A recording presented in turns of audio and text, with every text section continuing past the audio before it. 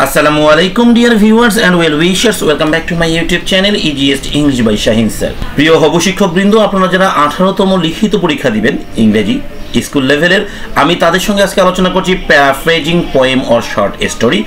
আসলে এখানে প্যারাফ্রেজিং করার সঠিক টেকনিক না জেনে কেউ যদি প্যারাফ্রেজিং করতে যান 1 মার্কসও পাবেন না, কারণ এই পড়াটি কিন্তু একদমই নতুন কারিকুলামের। এই নতুন কারিকুলামের পড়াটি নতুন কারিকুলামের স্টাইলেই পড়তে হবে, নতুন কারিকুলাম থেকে জেনে বুঝে শিখেই অ্যান্সার করতে হবে। আজকে আমি আপনাদের দিচ্ছি নমুনা প্রশ্নও দিব, সেই সঙ্গে প্যারাফ্রেজিং করার সঠিক পদ্ধতি দিব এবং এই পদ্ধতিটা কোন বইয়ে লেখা আছে সেই বইয়ের নামও দেখিয়ে দিব। সেখান থেকে আপনারা চাইলে আরও অনেক বেশি প্র্যাকটিস করতে পারবেন। সম্মানিত হবু শিক্ষকবৃন্দ, আমি কিন্তু ইতিপূর্বে expressing a solution to A problem এটি আলোচনা করেছি এবং এটি দেখিয়েছি প্রশ্নটা কেমন হবে, উত্তর কেমন করতে হবে। সেখানে কিন্তু আপনারা অনেকেই 10-10 তোলার জন্য প্রস্তুত হয়ে গেছেন, তাই না? এখন পর্যন্ত যারা এই ভিডিওটি দেখেননি তারা অবশ্যই কমেন্ট সেকশনে লিখেন, আমি অবশ্যই আপনাদেরকে লিঙ্কটি দিয়ে দিব। এবং এটা পার্ট 2 আমি প্রকাশ করতে চেয়েছিলাম, এখন পর্যন্ত প্রকাশ করতে পারিনি।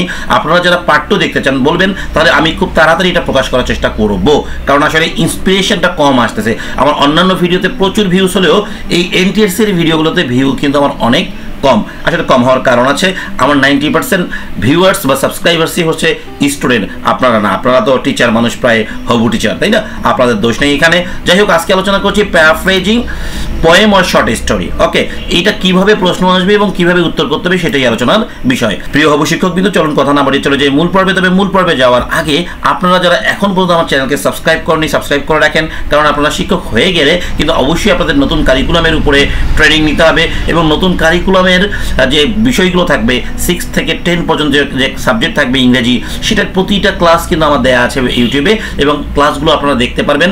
তাতে আপনারা কি অনেকটা উপকার পাবেন ইনশাআল্লাহ। প্রিয় শিক্ষার্থী, চলুন আমরা চলে যাচ্ছি ক্লাস 8 এর বইয়ে। এটা ক্লাস 8 এর বই, অধ্যায় নম্বর 4। অধ্যায় নম্বর কত? 4। এখানে লেখাই আছে দেখেন, প্যারাফ্রেজিং অ্যান্ড রিফ্রেজিং। সো এই অধ্যায় নম্বর 4 থেকে শিখেই কিন্তু আমাকে অ্যান্সারগুলো করতে হবে। এখানে এই অধ্যায় নম্বর 4টা অনেক বড়, মূল জায়গাটায় আমি যাচ্ছি এখন। যে জায়গা থেকে আপনাকে কিন্তু প্রশ্ন করবে বা যে জায়গাটা না বুঝলে আপনি উত্তর করতে পারবেন না, সেই জায়গায় আমি নিয়ে যাচ্ছি। সবার আগে আমাকে বুঝতে হবে, দেখেন, দ্য টেকনিক্স অফ প্যারাফ্রেজিং আর টেক্সট। ওকে, বলা যায় একটা টেক্সটকে কিভাবে প্যারাফ্রেজ করা যায় তার টেকনিক। সো এই টেকনিকটা এই বই থেকে যারা নেবেন তারা কিন্তু রাইট ওয়েতে থাকবেন, আর যারা অন্য কোনো জায়গা থেকে নেবেন তারা হয়তো বা ভুল পথেও যেতে পারেন, বলছি না ভুল যাবেন, হয়তো বা তারা যদি এইখান থেকে হেল্প না নিয়ে বই বানিয়ে থাকে। ওকে, দেখি দ্য টেকনিক্স অফ প্যারাফ্রেজিং এর টেক্সট। এখানে সরাসরি আমি মূল জায়গায় যাই, আমরা বাই ইউজিং সিনোনিম। তাহলে সিনোনিম যোগ করে করতে পারবো। এখানে ধাপ আছে কিন্তু 3টি। কয়টি ধাপ আছে? 3টি। দেন 3 টেকনিক্স। ওকে, 3 টেকনিক্সের মধ্যে নাম্বার 1 টেকনিক্স হচ্ছে সিনোনিম যোগ করা। কি যোগ করা? সিনোনিম যোগ করা। যেমন দেখা যাক, এই যে একটা টেক্সট দেয়া আছে, এই টেক্সটটাকে আগে সিনোনিম করতে হবে। যেমন আমি সুন্দর করে কালার করে রেখেছি, দেখেন, Fazlul Huq was a great leader, he is well known. আমি ওয়েল ননকে কিন্তু আমি প্যারাফ্রেজ করবো, অর্থাৎ সিনোনিম করবো। As a Shere Bangla 2, his father was a pleader as British bird, in his childhood he was a meritorious boy, his father was glad to see the extraordinary memory of his son. দেখেন, এইটাকে আমরা যখন after using synonym করব তখন কি হবে? এগুলো কিন্তু অ্যান্সার কেমন করে করতে হয়, এখানে লিখতে হবে, আগে খাতায় লিখতে হবে বাই ইউজিং সিনোনিম, লিখে এইভাবে করে দিতে হবে। এনারা 3টা স্টেপ ফলো করে যদি চায় যে আপনারা 3টা স্টেপকে উপস্থাপন করবেন, তখন কিন্তু আপনাকে এভাবে করতে হবে। আর যদি 3টা স্টেপ উপস্থাপন করতে না পারে তখন কি করতে হবে আমি সেটা একটু পরেই বলছি, আপনারা ভিডিওটি শেষ পর্যন্ত না টেনে দেখতে থাকেন। ওকে, তাহলে দেখেন, এখানে ওয়েল ননকে আমি নন বানিয়েছি। ওয়েল নন মানে সুপরিচিত, নন মানে পরিচিত, আমি সমার্থক করে দিয়েছি। আপনারা চাইলে আরও ভালো সমার্থক ইউজ করতে পারেন। As a Shere Bangla 2, his father was a lawyer. Okay, এখানে ছিল প্লেজার, এখানে আমি দিয়েছি লয়ার। ওকে, এইখানে ছিল দেখেন মেরিটোরিয়াস, আমি দিয়েছি ট্যালেন্টেড, এখানে দিয়েছি গ্লাড, দিয়েছি এক্সেপশনাল। আচ্ছা, সরি, এখানে এক্সট্রা অর্ডিনারি দিয়েছি কি আমি এক্সেপশনাল, আর গ্লাড দিয়েছি কি ডিলাইটেড। ওকে, তাহলে এইভাবে কিন্তু এটা আন্ডারলাইন করে করে আপনাদেরকে দিতে হবে, আপনাদের কালার করার দরকার নেই, আন্ডারলাইন করে করে দেখাতে হবে। তাহলে প্রথম ধাপ কি? By using synonym. এবং আমরা যখন যে প্যাসেজটার বা যে কবিতাটা করব সেটা কিন্তু অবশ্যই আমি কি করব? আন্ডারলাইন করে করে দেখাবো। ওকে, তারপরে কাজটা হবে চেঞ্জিং সেন্টেন্স স্ট্রাকচার। আপনারা সবাই ইংলিশে অনার্স করেছেন, আপনারা সবাই অনেক ভালো এই বিষয়টা জানেন কিভাবে একটা সেন্টেন্সের স্ট্রাকচারটা চেঞ্জ করা যায়। তবে আমি আপনাদেরকে পরামর্শ দিব, এখানে খুব সহজেই আপনারা কি করবেন, মাত্র 3টা জিনিস করবেন, সিম্পল, কমপ্লেক্স, কম্পাউন্ড, এই 3 ধাপে থাকবেন, অন্য কোনো ধাপগুলো ইউজ করার চেষ্টা করবেন না। যদি সেন্টেন্সটা সিম্পল থাকে কমপ্লেক্স বা কম্পাউন্ড করে দিবেন, যদি কম্পাউন্ড থাকে কমপ্লেক্স করে দিবেন। এটা ইজি, এটা একদম ইজিয়েস্ট ওয়ে, বুঝতে পারছেন? তাহলে আমাকে এরপরে কি করতে হবে? By changing sentence structure. এখানে যখন চেঞ্জিং সেন্টেন্স স্ট্রাকচার করে, দেখেন একটা উদাহরণ দেওয়া আছে, Miss Nazmun Nahar is a teacher, she has to work a lot. দেখেন এই জায়গাটাকে কিন্তু কম্পাউন্ড করা হয়েছে, দেখেন অ্যান্ড যুক্ত করেছি, এই ফুল স্টপকে থেকে তুলে দিয়েছি, অ্যান্ড নিয়েছি, miss Nazmun Nahar is a teacher and she has a lot of duties. Clear?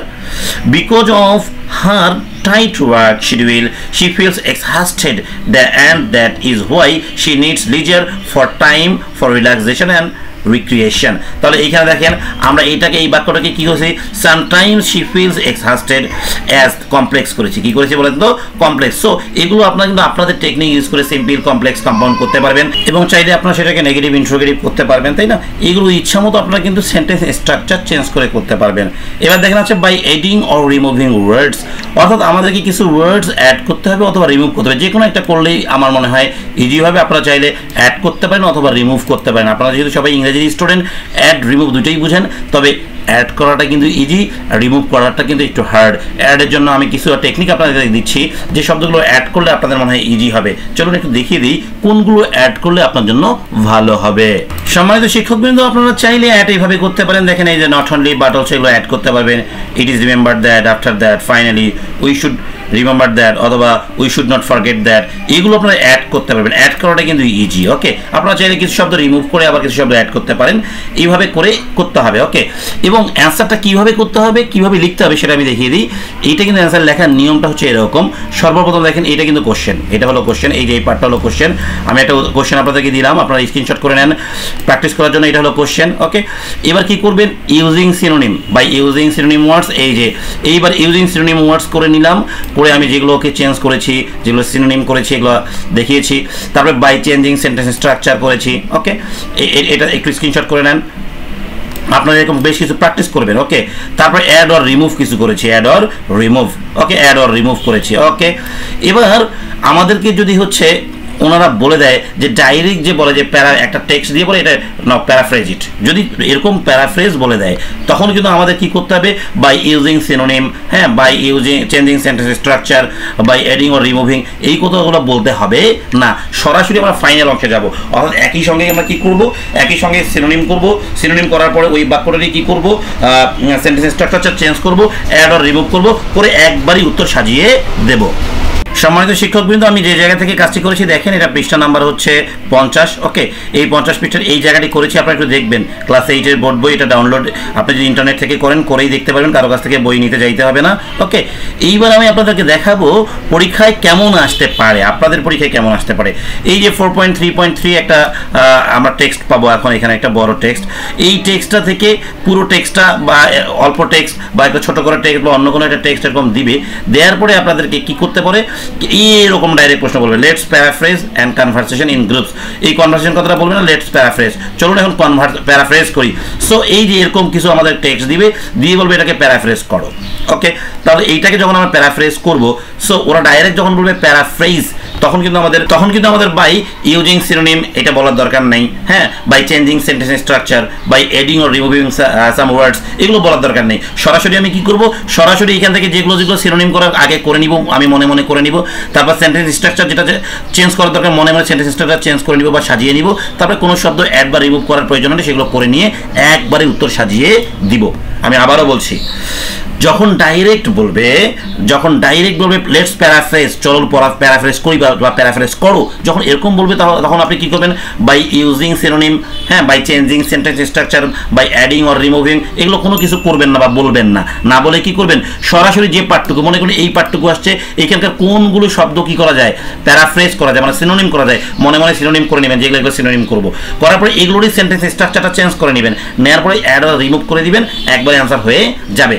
আর যদি বলে যে বাই ফলোইং 3 স্টেপস, তখন কিন্তু আপনাকে 3টা স্টেপস ফলো করে দেখাতে হবে। প্রথমে লিখে দেখাতে হবে বাই ইউজিং সিনোনিম, অ্যান্সার একবার হবে। তারপর হবে বাই চেঞ্জিং সেন্টেন্স স্ট্রাকচার, একবার হবে। তারপর ফাইনালি কি হবে?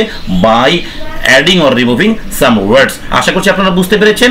আপনারা যারা আজকে বুঝলেন তাদেরকে আমি বুঝালাম হচ্ছে কিভাবে একটা টেক্সট থেকে করতে হয়, অর্থাৎ শর্ট স্টোরি থেকে করতে হয়, কবিতা থেকে কিভাবে করতে হয়। এটা যদি জানতে চান অবশ্যই আমার কমেন্ট সেকশনে লিখবেন যে স্যার কবিতা থেকে কিভাবে প্যারাফ্রেজ করা যায় তার টেকনিকটা দিবেন। সবাই সেই পর্যন্ত ভালো থাকেন, আল্লাহ হাফেজ।